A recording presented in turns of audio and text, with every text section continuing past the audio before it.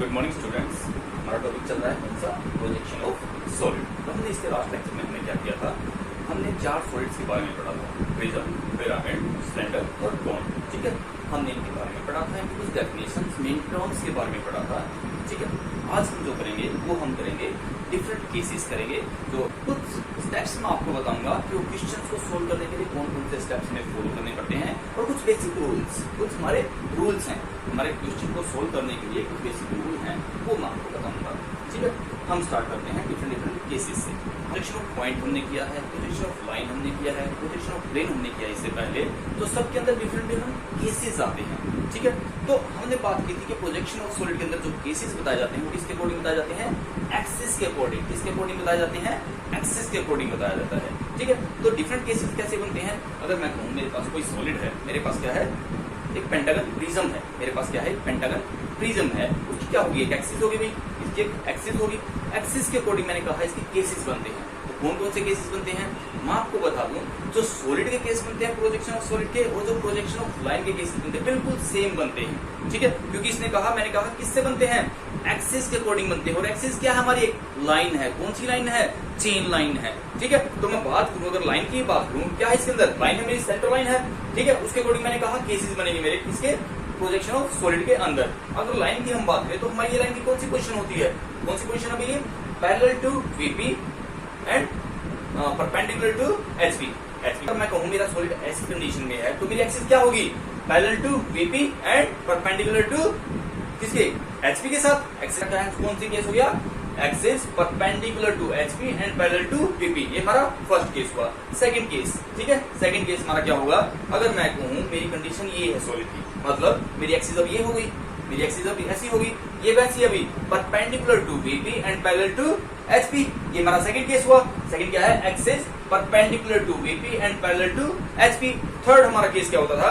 अगर मैं बात करूं ये कंडीशन, अगर मेरी लाइन की ये कंडीशन होती थी, अगर मैं अब सॉलिड को रख दूं यहाँ पे तो मेरी एक्सिस कहाँ है? इसके अंदर है। ठीक है, ये कंडीशन, ये क्या है? अभी एक्सिस कैसी है? अभी parallel to VP parallel to HP. ये हमारा केस था। ठीक है, इस केस में हमारा क्या होता था भाई? ये हमारा क्या है? थर्ड केस है। इसके बाद हमारा क्या है? ये हमारा क्या है? Axis parallel to both HP and VP. अगर मैं बात करूं एक्सिस इंक्लाइन टू एचपी, अब हम क्या करते थे भाई? हम ये कंडीशन देते थे भाई, हमारी क्या है लाइन? इंक्लाइन टू, ये क्या हुई? Parallel to VP and incline to HP. ये केस बनता था। मतलब मेरा सॉलिड कैसा होगा? इस तरह होगा भाई। मेरा सॉलिड कैसा होगा? इस तरह होगा। ठीक है, ये क्या है? मतलब axis parallel to VP and incline to HP. ठीक बात है, ये केस हमारा होगा। नेक्स्ट है हमारा axis incline to VP and parallel to HP. मतलब मेरी लाइन कैसी है? एक्सिस कैसी है? इस तरह है। ठीक है, मतलब मेरा सॉलिड कैसा होगा? इस तरह, इस कंडीशन में होगा। ये कौन सा अभी? Incline to VP and parallel to HP. इसके बाद हमारा लास्ट केस कौन सा बनता है? लाइन इंक्लाइन टू बोथ, मतलब यहां से भी इंक्लाइनेशन और यहां से भी इंक्लाइनेशन। मतलब सॉलिड मेरा इस तरह भी होगा और इस तरह भी होगा। ये कौन सा केस है मेरा? इंक्लाइन टू बोथ का। मतलब जो मेरे लाइन वाले केस थे बिल्कुल सेम डिट्टो वही केस हमारे किसके लिए होंगे? सॉलिड के लिए। वहां पे मेरे पास ऑब्जेक्ट क्या था? लाइन थी। अब की बार मेरे पास क्या होगा? ऑब्जेक्ट सॉलिड होगा। कोई भी हो सकता है, तो 4 सॉलिड आपको बताए गए। ठीक बात है भाई, ठीक बात है। अब वहां पे हम क्या करते थे? प्रोजेक्शंस देखने के लिए क्या करते थे? आप फ्रंट व्यू देखते थे, टॉप व्यू देखते थे। रिक्वायरमेंट होती थी तो क्या करते थे? आप साइड व्यू देखते थे। ठीक है, मैं पहले दो केसेस को क्या बोलता हूँ अपने? जो मेरे पहले दो हैं axis perpendicular to HP and parallel to VP, axis perpendicular to VP and parallel to HP, इन दो केसेस को बोलता हूं मैं स्टैंडर्ड केसेस। इन दो केसेस को मैं हमेशा बोलता हूं स्टैंडर्ड केसेस। ध्यान रखना इस चीज को। ठीक है, मतलब क्या है? ये कंडीशन या तो ऐसे हो, ये क्या है मेरा? Parallel to VP and perpendicular to HP, या ये केस हो, इसमें क्या होगा मेरा? Perpendicular to VP and parallel to HP. ठीक है, ये पहले दो केस मेरे क्या है? स्टैंडर्ड केस हैं। थर्ड केस मेरा क्या है? एक यूनिक केस बनता है। ये कौन सा है? Parallel to both. Parallel to both axis मेरी ऐसे है, ये केस है। हमने क्या कहा था भाई? आप सामने से देखो क्या दिखेंगे? रेक्टेंगल्स दिखेंगे। टॉप से देखो क्या दिखेंगे? रेक्टेंगल्स दिखेंगे। आपको ट्रू शेप तो कहीं से दिखाई ही नहीं दे रही। इस टाइम पे आपको क्या करना पड़ता है? आपको सबसे पहले साइड व्यू को जनरेट करना पड़ता है, क्योंकि आपकी ट्रू शेप कौन सी है? पेंटागन है। और कहां से दिखाई दे रही है? कहां से विजुअलाइज हो रही है? साइड व्यू से। तो इस पर्टिकुलर केस में आपको क्या करना पड़ता है? क्या करना पड़ता है? आपको पहले साइड व्यू को जनरेट करना पड़ता है, फिर आप फ्रंट व्यू और टॉप व्यू को जनरेट करते हैं। ठीक है, फिर आती है मेरी इंक्लाइनेशन वाली बात। ठीक है, ये तो है डिफरेंट मेरे केसेस। ठीक है, इसके बाद मैंने कहा था हम कुछ स्टेप्स करते हैं भाई, वही जो सेम हम पॉइंट लाइन प्लेन के केस में करते आए। हम क्या देखते हैं? फ्रंट व्यू देखते आए हैं और टॉप व्यू देखते आए हैं। ठीक है, सबसे पहले हम जब हमारी बात आती है सॉलिड की, जब हमारी बात आती है सॉलिड की और स्पेशली पिरामिड और प्रिज्म, क्योंकि मुझे ये पता है मेरा जो बेस होता है ना वो डिफरेंट डिफरेंट टाइप्स का बनता है। हमने लास्ट लेक्चर में पढ़ा था बेस जो मेरा होता है वो स्क्वायर टाइप भी हो सकता है, ट्रायंगुलर टाइप भी हो सकता है, पेंटागन टाइप भी हो सकता है और हेक्सागन टाइप भी हो सकता है। ठीक है, तो इसका नेमिंग चेंज होती रहती है अकॉर्डिंग टू द बेस। ठीक है, जो भी टाइप का शेप होगी मेरी बेस की उसके अकॉर्डिंग हम इसका नाम देते हैं। हम पेंटागन प्रिज्म है, हेक्सागन प्रिज्म है, ठीक है, या पिरामिड है, जो भी हमारा होगा उसके अकॉर्डिंग हम इसका नाम देते हैं, किसका, पिरामिड का और प्रिज्म का। ठीक बात है। तो इस केस में क्या होता है, सबसे पहले हमें क्या बनाना होता है, अगर मैं बात करूं कि मुझे डेवलप करना है अपना फ्रंट व्यू और टॉप व्यू बनाना है, तो सबसे पहले हम बनाएंगे क्या, स्टार्टिंग हम कहां से करेंगे, हम कहां से करेंगे, बेस ऑफ सॉलिड, जहां से मुझे एक्चुअल शेप दिखाई देगी, जहां से मुझे एक्चुअल शेप दिखाई देगी, मैं पहले उस व्यू को बनाऊंगा। अगर मैं बात करूं, मेरा पहले दो स्टैंडर्ड केस है, सबसे पहले मुझे अपना व्यू जो हमारा ऑब्जेक्ट है, जो हमारा सॉलिड है, उस सॉलिड को हमें क्या चाहिए, स्टैंडर्ड केसेस में चाहिए। इन दो केसेस में हमारा सॉलिड होगा इनिशियल कंडीशन में, पहले दो केसेस हमारे ये दो हैं। ठीक है, यहाँ पे हमारा केस कैसा होगा, इस तरह होगा भाई, हमारा सॉलिड कैसे होगा, या तो ऐसे होगा या फिर ऐसे होगा। अगर मुझे फ्रंट व्यू देखना है, अगर मुझे फ्रंट व्यू देखना है, यहाँ से मुझे कौन सा देखना होगा, यहाँ से मेरा क्या फ्रंट व्यू मुझे क्या दिखेगा, एक्चुअल शेप दिखाई देगी, पेंटागन दिखाई देगा, लेकिन टॉप व्यू से मुझे नहीं दिखा सकता। तो इस केस में हमें क्या करना पड़ेगा, पहले क्या बनाना पड़ेगा, फ्रंट व्यू और उसके बाद टॉप व्यू। लेकिन अगर कंडीशन ये है, कौन सी, parallel to VP and perpendicular to HP, इस केस में हमें क्या करना पड़ेगा, पहले हमारा टॉप व्यू जनरेट करना होगा, क्योंकि मुझे ट्रू शेप कहां से दिखाई दे रही है, टॉप से दिखाई दे रही है। उसके बाद मैं क्या करूंगा, अपना फ्रंट व्यू जनरेट करूंगा टॉप व्यू के बाद। ठीक बात है। तो इनिशियली सबसे पहले हमें क्या करना होता है, पहले हमें बेस ऑफ सॉलिड बनाना होता है, मतलब ट्रू शेप बनानी होती है हमें, जहां से मुझे अपने बेस की ट्रू शेप कहां मिलेगी, बेस पे मिलेगी। तो जहां से मुझे ट्रू शेप दिखाई दे रही है सॉलिड केस में, सबसे पहले मैं अपना वो बनाऊंगा। ठीक बात है। उसके बाद हम क्या देंगे, उसकी हाइट देंगे। क्या देंगे अभी दूसरे नंबर पे हम उसकी हाइट। हाइट मुझे कहां से देगी, अगर मैं कहूँ ये मेरी कंडीशन है, फर्स्ट टू केसेस की हम बात कर रहे हैं। ठीक है, अगर ये मेरी कंडीशन है तो मुझे टॉप से मुझे क्या दिख रहा है, मेरा शेप दिखाई दे रही है, और फ्रंट व्यू से मुझे क्या दिख रही है, अपनी हाइट दिख रही है। इसका मतलब क्या है, एक बार मैं फ्रंट व्यू देखूंगा, एक बार मैं टॉप व्यू देखूंगा, या मैं एक बार टॉप व्यू देखूंगा, एक बार मैं फ्रंट व्यू देखूंगा। ये दोनों स्टेप मेरा क्या करेंगे, अगर मेरा सिंपल केस है, पहले दो केस है, मतलब मेरे स्टैंडर्ड केसेस हैं, तो मेरा कंप्लीट यहाँ पे क्वेश्चन हो जाता है, जहाँ पे मैं अपना एक बार बेस देखूंगा, मतलब ट्रू शेप देखूंगा, और फिर मैं अपनी हाइट को फाइंड आउट करूंगा, मेरा क्या होगा, कंप्लीट क्वेश्चन हो जाएगा। थर्ड केस है जो हम बात कर रहे थे, इस केस में हमारा क्या होगा, हमें पहले अपना साइड व्यू देखना होगा, फिर मुझे अपना फ्रंट व्यू और टॉप व्यू जनरेट करना होगा। बात करते हैं आगे इंक्लाइनेशन वालों, axis incline to both, axis incline to HP and parallel to BP, axis incline to BP and parallel to HP, axis incline to both. ठीक है, इन केसेस में हम तीन पर्टिकुलर केसेस में, हमारे जो लास्ट के 3, 4, 5th एंड 6th केसेस बनते हैं, इनके अंदर हमारा क्या होता है, हमारा जो सॉलिड होगा वो एंगल पे होगा, या तो किसी ना किसी एक एक्सिस के अकॉर्डिंग होगा, या फिर दोनों एक्सिस के साथ होगा। फोर्थ और फिफ्थ केस क्या है, इंक्लाइन टू द एचपी और इंक्लाइन टू द वीपी। जब भी आपका सॉलिड का क्वेश्चन इंक्लाइनेशन का होगा, जब भी आपका क्वेश्चन इंक्लाइनेशन का होगा, सबसे पहले आप उन दोनों को क्या करोगे, उसको कन्वर्ट किसमें करोगे, स्टैंडर्ड केसेस में करोगे। सबसे पहले सॉलिड का क्वेश्चन, जैसे आपने प्लेन का क्वेश्चन किया था, वैसे ही पहले आप क्या करोगे, अपने जो सॉलिड होगा उसको स्टैंडर्ड केसेस में लेके आओगे, मतलब या तो वो ऐसे या वो ऐसे। वो कैसे पता चलेगा आपको, आपको इस तरह करना है या इस तरह करना है, जिसके साथ भी वो एंगल पे दे रखा है, फोर्थ और फिफ्थ के अकॉर्डिंग। अगर वो एचपी के साथ एंगल बना रहा है तो उस लाइन को, जो एक्सिस है, एक्सिस को उसी के साथ परपेंडिकुलर कर दीजिए। अगर वो कहता है एंगल किसके साथ है, एचपी के साथ है, तो आप क्या करोगे, एचपी के साथ अपनी एक्सिस को परपेंडिकुलर कर दोगे। अगर वो कहेगा वीपी के साथ है तो वीपी के साथ अपनी एक्सिस को परपेंडिकुलर कर दोगे, तो मेरे क्या हो जाएगा, वो स्टैंडर्ड केस में कन्वर्ट हो जाएगा। ठीक बात है। उसके बाद फिर वही मेरे दो स्टेप, ये पहले दो, ठीक है। लेकिन अब केस इसका आ गया है इंक्लाइनेशन का, तो मुझे नेक्स्ट थर्ड स्टेप पे जाना पड़ेगा। उसका क्या है, इंक्लाइंड सॉलिड बनाना होगा। भाई अगर बात करूं यहाँ से, अगर मैं इसका टॉप व्यू देखता हूँ तो मुझे ट्रू शेप मिलती है, और जब मैं फ्रंट व्यू देखता हूँ तो मुझे क्या मिलेगा, बेस के लिए एक स्ट्रेट लाइन मिलेगी, हाइट मिलेगी, रेक्टेंगल्स बनेंगे, और ऊपर भी एक स्ट्रेट लाइन मिलेगी।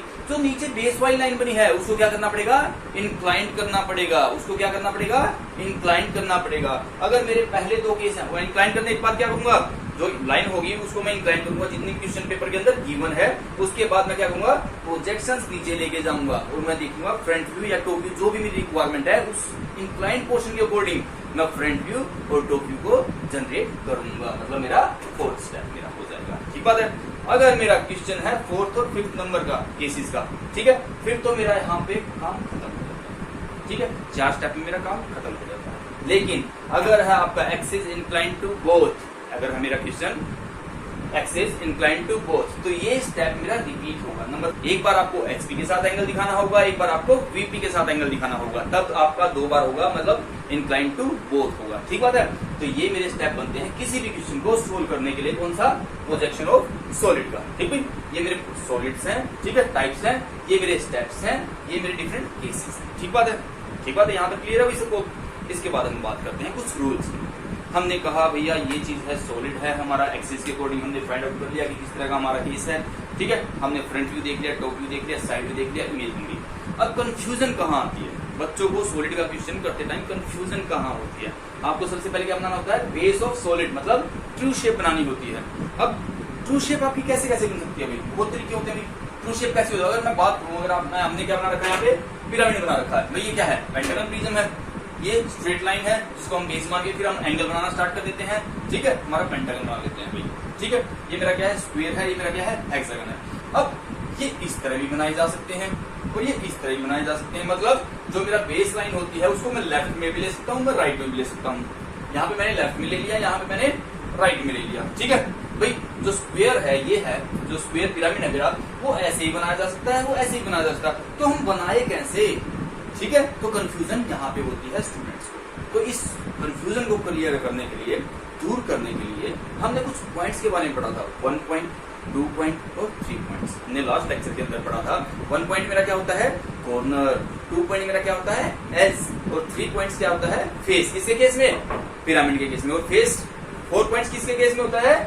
प्रिज्म के केस में। याद है ना ये चीजें, ठीक है। अगर ये चीजें आपने अभी तक नहीं देखी हैं तो इससे पहले की वीडियो देखिएगा, उसके अंदर मैंने सारे पॉइंट्स को क्लियर कर रखा है, ठीक है। सॉलिड्स के मैंने सारे पॉइंट्स को क्लियर कर रखा है, ठीक है। तो बात करते हैं, सबसे पहले मैं 1 पॉइंट की बात करता हूँ। मतलब अगर आपकी बात है क्वेश्चन पेपर के अंदर कॉर्नर की, corner of base in HP, अगर आपको दे रखा है कोई भी स्टेटमेंट के अंदर corner of base in HP, ठीक है। कॉर्नर कौन सा होता है?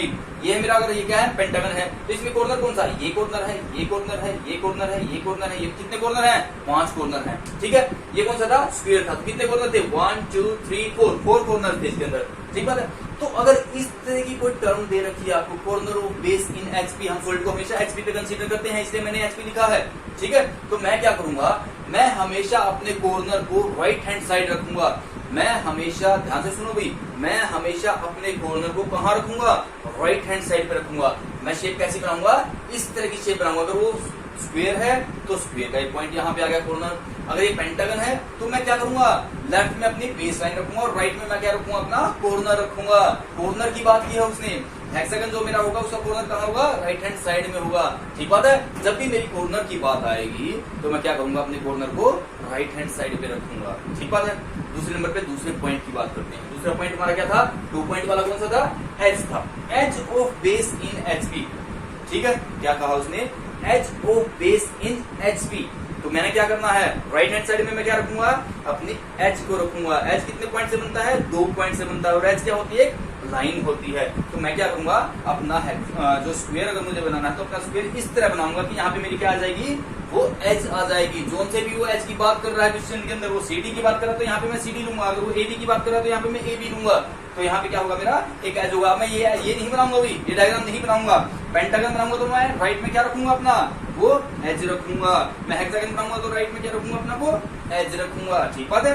तो इस तरह की इमेजेस मैं कब बनाऊंगा? जब मुझे edge of base in HP given होगा, ठीक बात है। नेक्स्ट हम चलते हैं थर्ड में मेरा क्या था? 3 पॉइंट्स।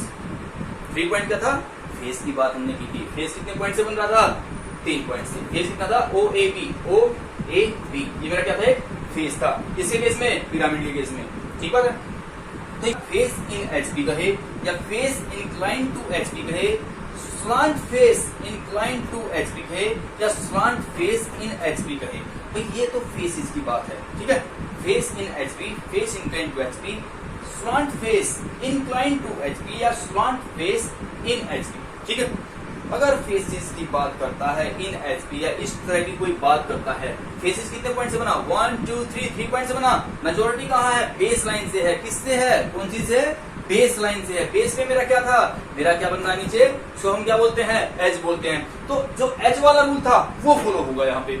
कौन सा रूल होगा, एज वाला रूल फॉलो होगा। कौन सा है, एज वाला रूल नंबर 2 है। एज जो बेस मतलब डायग्राम मेरा कैसा बनेगा, फिगर मेरा कैसा बनेगा, इस तरह का बनेगा, जहां पे मैं अपने एज को राइट हैंड साइड पे रखता हूँ। ठीक बात है, आगे चलते हैं। स्लांट एज इन एचपी, ठीक है। ये तो एजेस थे, 4 तो एज मेरे पास थे ही, लेकिन सिर्फ एज यही थोड़ा ना है, एज तो हमारे पास ये भी है। कौन सा, ओ डी मेरे का क्या बनाता है, एक स्लांट एज बनाता है। ओ बी क्या बनाता है, एक स्लांट एज बनाता है, ये भी स्लांट एज है। तो जब इनके बारे में बात हो, स्लांट एज इन एचपी और slant edge incline to HP, इस तरह की बात हो तो हमारे पास क्या होगा, रूल 1 फॉलो होगा। इस तरह की मैं क्या होगा, डायग्राम बनाऊंगा। मेरा पास क्या है, एक तो अपेक्स वाला पॉइंट है और एक मेरा बेस वाला पॉइंट है। ठीक है, बेस मतलब कॉर्नर, पॉइंट की बात हो रही है कॉर्नर, तो मुझे कौन सा रूल फॉलो करना है, अपेक्स और कॉर्नर। मुझे कौन सा चाहिए रूल, कॉर्नर वाला। कॉर्नर वाला रूल कौन सा है, रूल 1। तो इसलिए हमारा क्या यूज हो रहा है यहाँ पे, रूल नंबर 1। ठीक बात है बेटा, ये बात थी हमारी किसकी, पिरामिड की। थोड़ी सी बात कर लेते हैं प्रिज्म की। ठीक है, ये है, मैंने क्या कहा, ये शेप्स की प्रॉब्लम हमारे पास कहाँ आती है, प्रिज्म और पिरामिड दोनों केसेस में आती है। ठीक बात है, तो अब हम बात करते हैं किसकी, प्रिज्म की। प्रिज्म के केस में हमारा क्या होगा, डायग्राम में क्या चेंजेस होगा, हमारे पास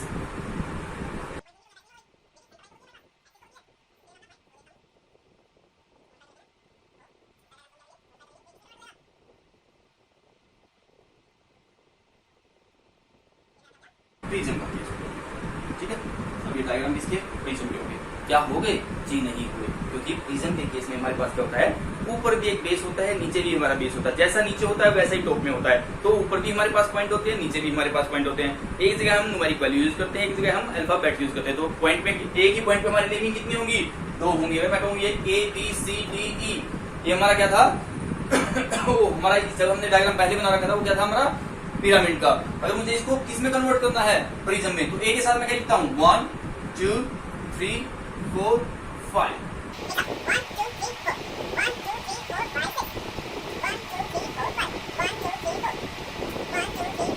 इस तरह की हम नेमिंग करते हैं भाई। एक को मैं अंदर लिखता हूँ, एक को मैं बाहर लिखता हूँ, ताकि कंफ्यूजन ना हो। ठीक है, ताकि आप आइडेंटिफाई कर सको। एक बार जो ऊपर वाली है वो आपकी अंदर लिखी हुई है, जो बाहर वाली है, जो नीचे वाली है वो क्या है, वो बाहर लिखी हुई है। ठीक है, एक जगह न्यूमेरिक वैल्यू है, एक जगह अल्फाबेट। तो इस केस में भी जो भी मैंने सेट ऑफ रूल लिख रखे हैं बिल्कुल डिट्टो ऐसे ही चलेंगे, माइनर वेरिएशन के साथ। माइनर वेरिएशन के साथ वहां पे फेस क्या था, 3 पॉइंट से बन रहा था, यहाँ पे क्या है, 4 पॉइंट से बन रहा है, ए बी 1 2। ठीक है, ए बी 1 2। तो ये स्लांट फेसेस का तो कॉन्सेप्ट यहाँ पे होता ही नहीं। इसके अंदर, प्रिज्म के अंदर स्लांट फेस तो क्या था, ऊपर अपेक्स था, हमारे पास एक पॉइंट था, तो हमारे क्या थे, फेसेस कैसे बन रहे थे, स्लांट फेसेस बन रहे थे। लेकिन इस केस में हमारे क्या बनते हैं, एग्जैक्टली स्ट्रेट लाइन होती हैं, तो स्लांट फेसेस हमारे बनते ही नहीं। तो ये चीज हमारी यहाँ पे नेगलेक्ट हो जाएगी, ये चीज हमारी नहीं होगी। रूल नंबर 2 हमारा फर्स्ट लाइन के लिए एप्लीकेबल होगा। ठीक है, ठीक है। नीचे क्या है, स्लांट एज इन एचपी। अब फिर वहां बात हो गई है स्लांट एज की, लेकिन स्लांट एज तो होता ही, यहाँ हम क्या कर सकते हैं, वर्टिकल एजेस। ये हमारे क्या है, वर्टिकल एजेस। तो हम यहाँ पे कहेंगे वर्टिकल एजेस इन एचपी और vertical edges incline to HP. अगर इस तरह की बात है तो हमारा रूल नंबर 1 फॉलो। ठीक बात है बेटा। अगर आपको इन सब की नॉलेज है तो आप प्रोजेक्शन ऑफ सॉलिड का क्वेश्चन बहुत अच्छे से सोल्व कर सकते हैं। Thank you.